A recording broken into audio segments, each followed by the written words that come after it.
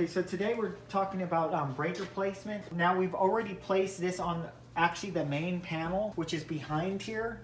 But in some circumstances, like this, your best option might have been like this panel to go with.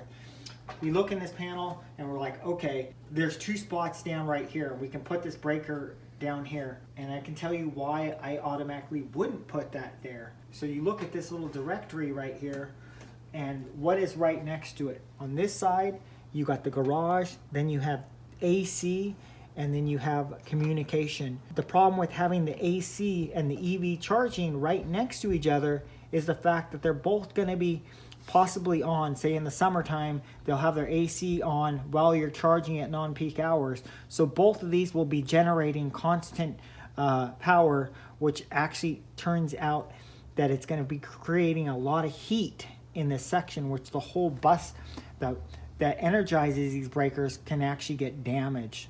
So if I had to do it here, what I would do is actually move these two down, which is fire bell and water heater, down to here, move the EV right here, relabel them because you're a hack, then we have a much better compromise.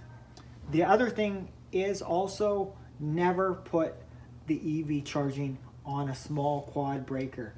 So like this AC is on it and it's fine because the AC is not going to generate full power for hours at a time, versus the EV charging is going to generate full power. So like the same thing with the heat applies to the quad breaker. So do not put EVs on a quad breaker.